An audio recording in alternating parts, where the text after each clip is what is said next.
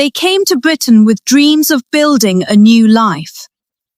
But what began as hope soon spiraled into chaos. A young couple of African origin, a family torn apart by careless choices, and a chilling series of events that forced the government to take custody of their children. This is not just their story. It's a warning. And once you hear it, you'll never forget it. Michael and Grace arrived in London on a cold autumn night. They clutched their 3 children close, their suitcases light, their hearts heavy with ambition. Like many who come to this country, they believed the UK would offer them stability, education, opportunity, safety. And for a while, it seemed that dream was within reach. But dreams can be fragile things. And when ignored, they can quickly turn into nightmares. At first, life was good. Michael found part-time work at a warehouse.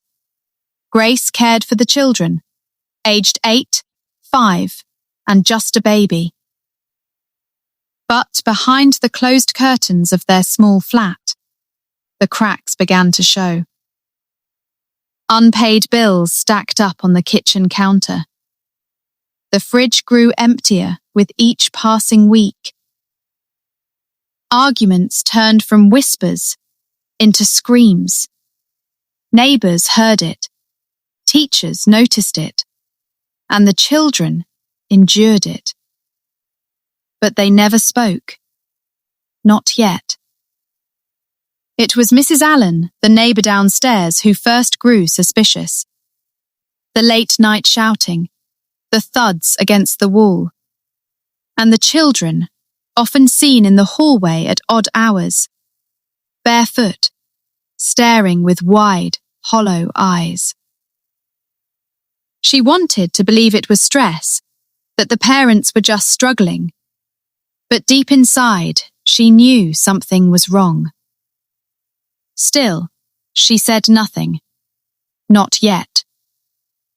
Because what she didn't know was that the children's silence was already screaming louder than words ever could. At school, the eldest child, Daniel, began to slip. He was once bright, cheerful. Now he came in hungry, distracted, sometimes with bruises that couldn't be explained. The teachers filed reports, notes were made, but the parents always had excuses. He fell. He wasn't feeling well. He forgot his lunch. Excuses, thin as paper. And yet each one bought the couple more time that was running out. Then came the winter morning that changed everything. It was freezing, snow on the ground, and Daniel, just 8 years old, was found wandering the street, coatless, his lips blue from the cold. When a passerby asked where he was going, his answer was simple. "I'm looking for breakfast." That call to social services was the beginning of the end. The visit from authorities came swiftly. Michael opened the door, his voice sharp, defensive. Grace hovered in the background, eyes swollen from tears. The officers stepped inside, and what they saw chilled them. Dirty dishes piled high, rotten food on the counter, the baby asleep on a damp, stained mattress, and a silence in the children's eyes that said more than any report ever could. The investigation widened. Neighbours gave statements. Teachers revealed their concerns. Piece by piece, the truth formed. This wasn't abuse in the traditional sense. No beatings, no locked doors. But it was neglect. The slow, careless neglect of parents overwhelmed by their own struggles, forgetting the fragile hearts they were meant to protect. The day of removal arrived without warning. The children were taken from their beds, bundled into coats, placed into the back of a car. Grace clung to the doorway, screaming. Michael shouted, swore, threatened to fight, but the car pulled away. And for the first time, the children looked back. Their eyes, full of confusion, pain, fear, but also relief. Because deep down they knew they were finally safe. The flat was quiet now. The shoes by the door remained untouched. The baby's toy lay abandoned in the corner. Michael and Grace sat in silence, blaming the system, blaming each other, blaming the world. But the truth was brutal. They weren't bad people. They weren't evil. They were simply careless. And carelessness cost them everything. The silence inside the flat was deafening. Grace wandered from room to room, touching the toys, the clothes, the tiny shoes by the door. Every object whispered memories, laughter that was gone, cries that would never echo in these walls again. Michael, meanwhile, sat frozen in the kitchen, his fists clenched on the table, his jaw tight. And for hours neither of them spoke a word. It wasn't grief alone. It was disbelief, shock, denial. They thought the system would give them a warning, a chance, time to prove themselves. But the system had decided, and their children were gone. The neighbours knew, they always know. Mrs. Allen, the one downstairs, stood by her window each evening watching. Other neighbours whispered in the stairwell. Some pitied the couple, others judged. They were careless, one said. They never should have had children, another muttered. The news spread fast, carried like wildfire through the estate, and soon, Michael and Grace were no longer just a couple. They were a story, a warning, a spectacle. And though the whispers were outside their door, the shame was inside their hearts.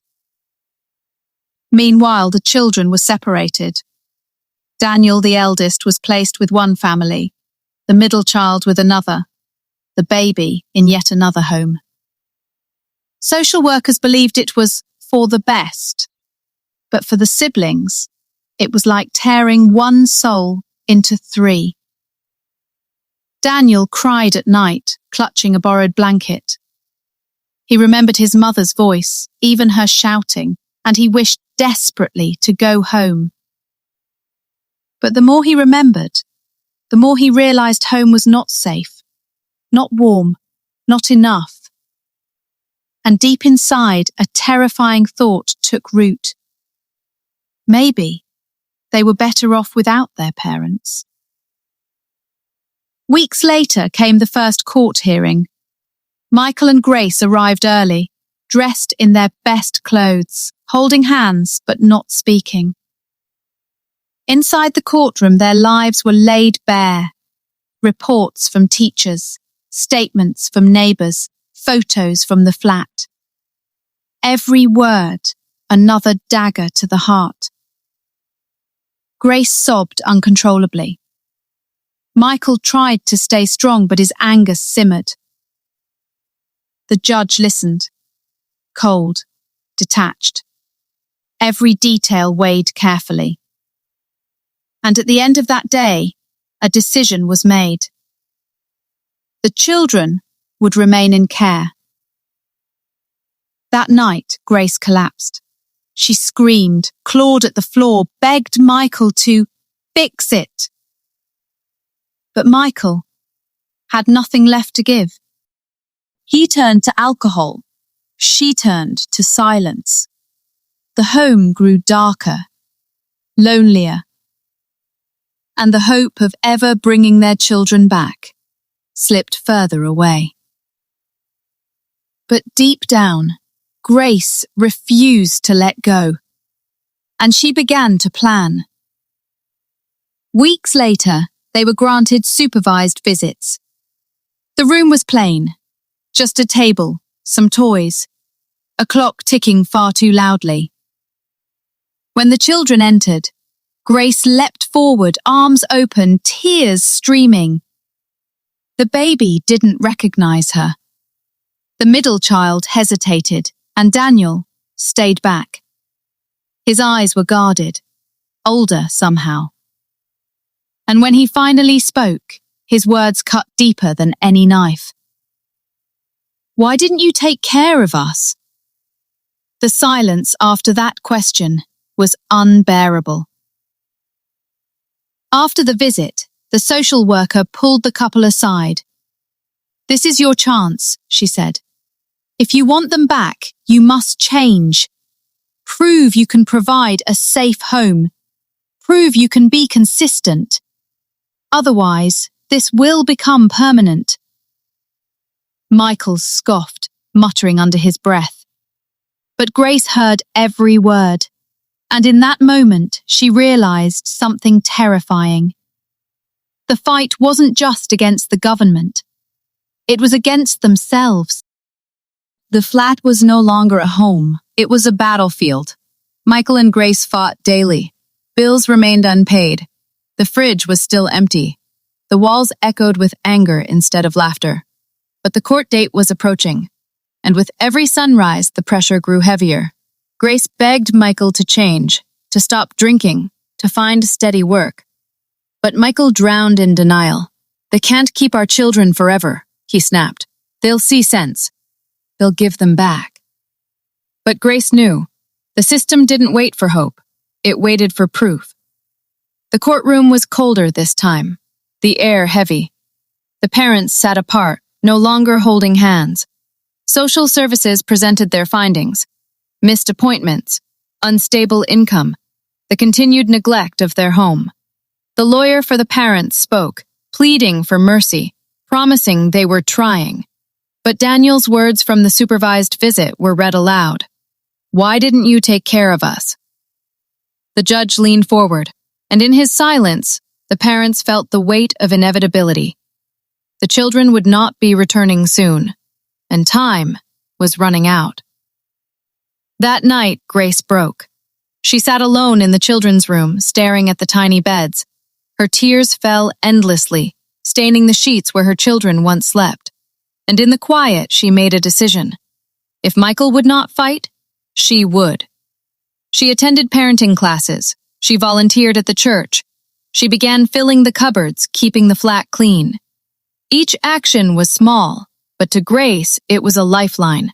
A desperate attempt to prove she was not careless, not unworthy. But Michael? He spiraled deeper into his vices, and the gulf between them grew wider. One night, Michael returned late, his breath heavy with alcohol. He slammed the door, eyes wild. "They can't keep our kids," he hissed. "Let's take them back. We know where they are." Grace froze. His words hung in the air like smoke. An abduction. A reckless plan born from desperation. "No," she whispered. "That will ruin everything. We'll lose them forever." But Michael's silence was more terrifying than his words. Because in that silence, Grace realized he might actually try. The next supervised visit was tense. Grace smiled, played, tried to hold her children's attention. But Michael stared. His eyes flicked to the door, to the window, to the social worker's watchful gaze. And for one haunting moment, Daniel looked up at his father. And in his eyes was not hope, not love, but fear. The boy leaned closer to the social worker and whispered something that Grace couldn't hear.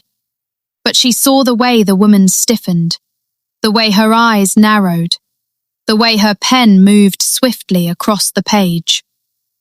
And in that moment, Grace knew the danger was no longer just losing her children. It was losing them forever. The supervised visit was ending. The children were being led out of the room, one by one. Daniel paused at the door. He turned back, his eyes locked on his father.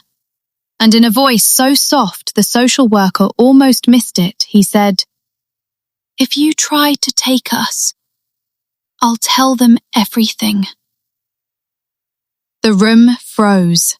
Grace gasped. Michael's fists clenched on the table. The door closed. Silence.